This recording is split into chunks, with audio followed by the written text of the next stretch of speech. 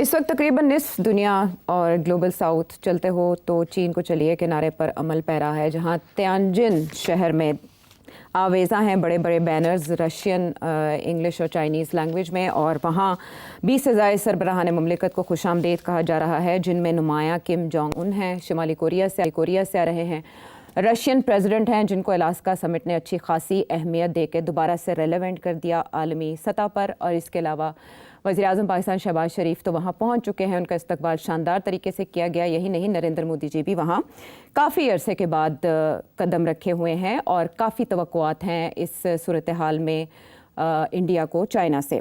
तो चाइना मरकज़ी हैसियत इख्तियार कर चुका है और चाइना भी अच्छी तरह जानता है कि इस साल SCO समिट की क्या अहमियत है। सेठी साहब, अगर क्विकली मैं क्वेश्चन की तरफ आऊँ तो 2024 की निस्बत 2025 में सूरत हाल अच्छी खासी मुख्तलिफ है। इस साल ये इजलास हो रहा है, यूक्रेन जंग जब अपने इंतहा को पहुँची है, अटैक्स हो रहे हैं और ऐसे में अमरीका मुसालहत की कोशिश करवा चुका है, जंग ख़त्म करवाने की कोशिश कर चुका है। गज़ा में नस्लकुशी जारी है, जबकि साउथ एशिया में, एशिया पैसिफिक में सिक्योरिटी टेंशंस अपने अरूज पर हैं और ट्रंप की ट्रेड वॉर भी चल रही है। ये जितने मेंबर ममालिक हैं इनकी कोई ना कोई शिकायत ज़रूर है वाशिंगटन से।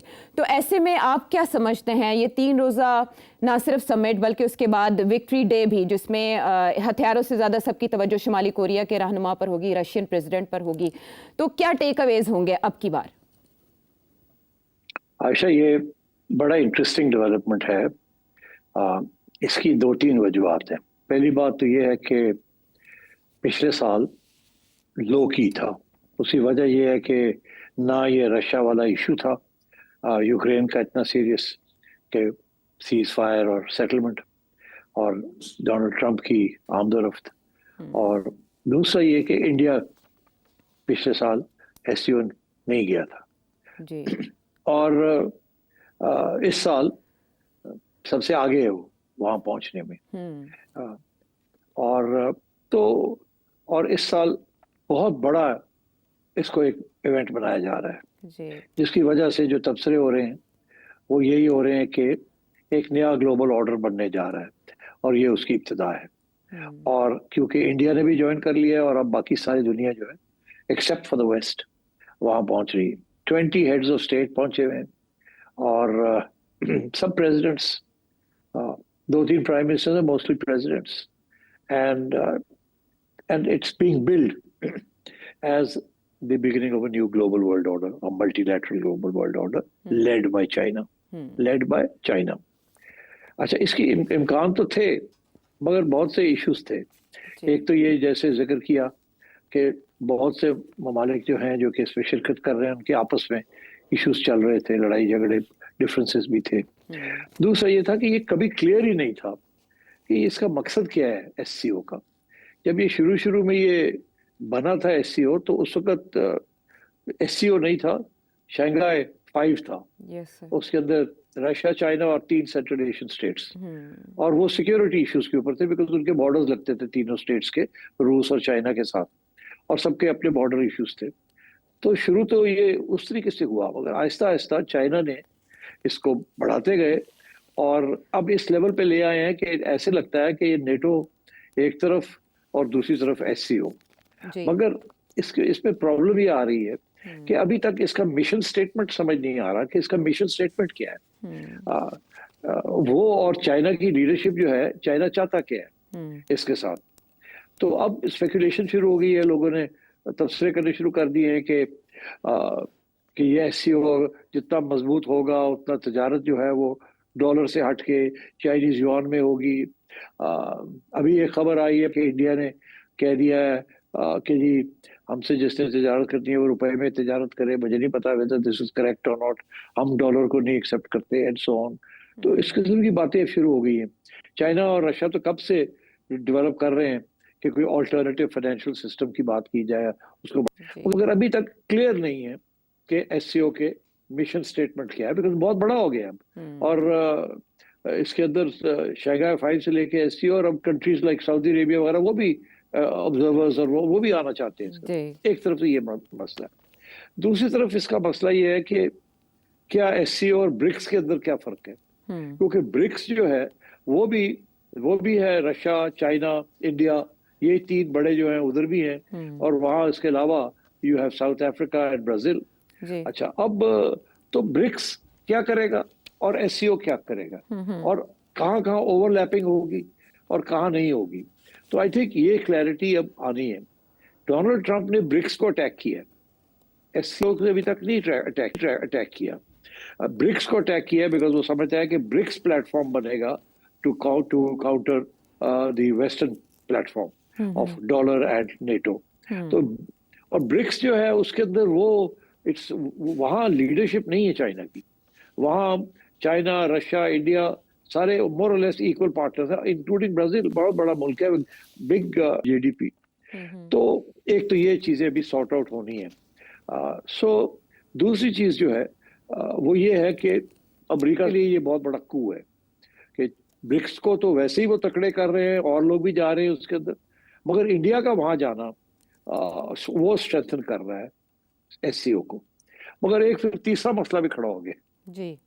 वो ये है कि आरआईसी जी। रशिया, इंडिया, चाइना, वो भी एक प्लेटफॉर्म है जिसको चाइना और रशिया एक्टिवेट कर रहे हैं और इंडिया जो है उसमें हामी भर रहा है। तो ये तीन प्लेटफॉर्म्स ऐसे हैं जहां इंडिया, चाइना और तीनों बैठे हुए, और कुछ समझ नहीं आ रही कि तीनों के मकसद क्या है। अच्छा, चाइना और रशिया का तो समझ आती है कि वो इंडिया को अमेरिका से खींच के अपनी तरफ लाना चाह रहे हैं, because India is obviously one of the 6-7 big powers. Great power नहीं है मगर बिग पावर तो है in terms of population and economy, size of economy.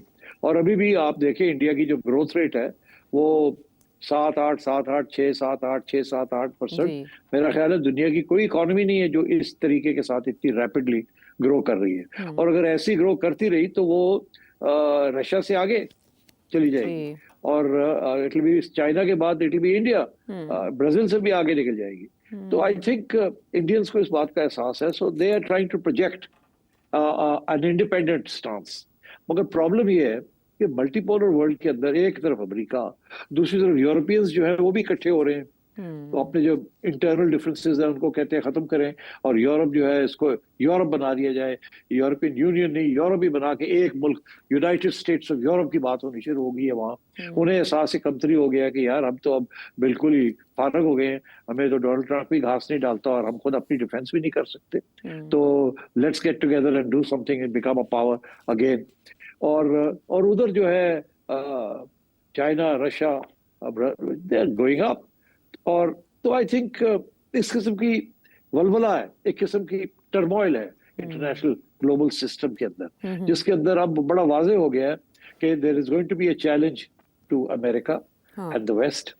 और उसके अंदर जो कॉन्फ्लिक्ट आएगी या टेंशंस आएंगे वो आपको भी आने शुरू हो गए, नजर आने शुरू हो गए। उसमें सबसे पहले इंडिया ने, जैसे कहते हैं, रैंक्स ब्रेक किए। इंडिया 3 ऐसे प्लेटफॉर्म्स हैं जहां अमेरिका इज नॉट रिप्रेजेंटेड और इन सम वेज उसकी interest are different from that of America. मगर इसके अलावा इंडिया जो है वो मल्टीलैटरल फोरम तो में तो हिस्सा ले रहा है, मगर वो क्वाड के अंदर भी बैठा हुआ है।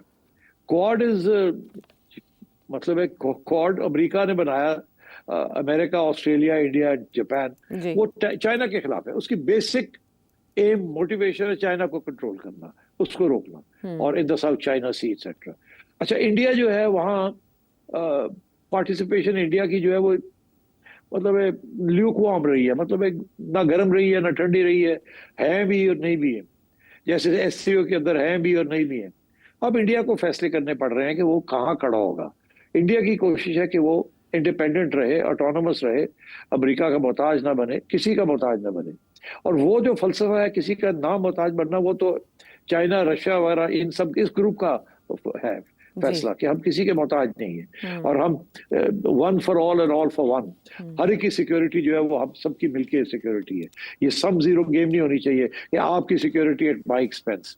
इसके अंदर जितने लोग हैं वो Chinese philosophy of collective security उसको करते हैं। मगर प्रॉब्लम यहाँ ये आ रहा है, बाकी तो ठीक है मगर इंडिया पाकिस्तान का कलेक्टिव सिक्योरिटी का मसला बना हुआ है ना, क्योंकि इंडिया पाकिस्तान जो है वो सम जीरो गेम नहीं है। इंडिया अगर कुछ करता है तो पाकिस्तान वापस करता है, तो India Pakistan is a problem in this philosophy of China.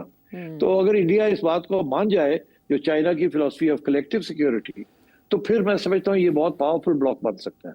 मगर उसके लिए इंडिया एंड पाकिस्तान, इनके दरमियान तल्लुकात ठीक होने होंगे और कश्मीर का मामला जो है कहीं ना कहीं जाके सेटल होना पड़ेगा। फिर जाके इनकी कलेक्टिव सिक्योरिटी, जो चाइना की जो विजन है कि तजारत की जाए, इकोनॉमिक डेवलपमेंट की जाए और सबकी सिक्योरिटी को प्रोटेक्ट किया जाए मिलजुल के।